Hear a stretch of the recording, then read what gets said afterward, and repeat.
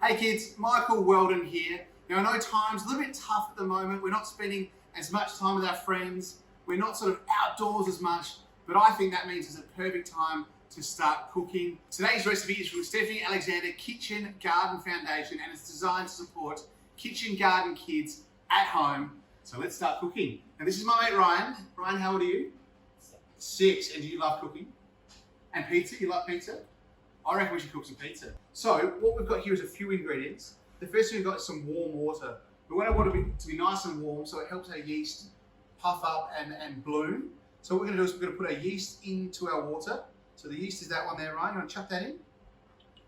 And that just goes straight into there. Beautiful. Chuck me that. And then sugar as well. So we need a little bit of sugar to go in as well to help feed our yeast, to get that puffing up. So that goes in there as well. All of the sugar, one teaspoon. Beautiful. And then you just give that a whisk together. The yeast in the water is frothed up now. You can see on there's a nice big line of that sort of froth. It's double in size. Right, you're going to pour that into there. And we're going to whisk it all together again. Just want to combine it. Now, in this bowl here, we've got 400 grams of plain flour and a pinch of salt. Do you want to add that into our mixer? Beautiful. Look at that, no spilling. We're going to add our yeast, water, olive oil mixture. Pour that straight in there. Now we're going to whisk it. Yeah, we're going to mix it all together until we get a dough. Perfect. So we're going to do this until we get a nice ball of dough come together. It will take about 8 minutes. We're going to put it into an olive oil lined bowl. So see this bowl here, Ryan? We've got that, and we've got some olive oil and a pastry brush. Just want to paint all the sides with olive oil. And that's going to stop our dough from sticking when it rises. You see it's coming together. It's pretty doughy now around the hook. That's what we're looking for. All right, Ryan. How long has our dough been mixing for? 8 minutes, exactly right. And have a look at it. It's gone, and it's nice and balled up into a nice ball of dough. Give it a feel. All we're going to do, nice little bowl. You want to make sure you check that little bowl. So chuck it in here. Straight in there.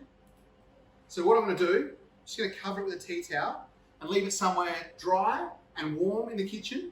All right, Ryan, so it's been 1 hour and our dough's been resting. You ready to see how big it's got?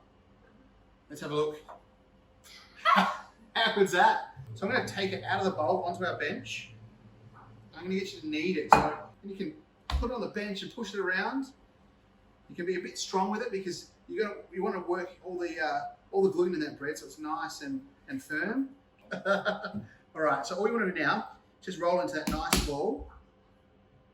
Perfect. And then let's go back into our bowl. And then let's just cover that over. Doubled up again in size. Now we're going to be really careful with it here. Don't push it too much. Very light. So we're going to slide this out because that'll make 2 pizzas. And we're going to roll ours out with semolina flour. So what we're going to do is we're going to sprinkle some onto our pizza and some onto our bench. And then we're going to roll out our dough. What do you reckon? So we're going to roll it out. It's muscle time. You got your muscles turned on? Click, click. And all you want to do is just roll it out to get a nice circle. And you want it nice and thin. So you want a thin, crispy base.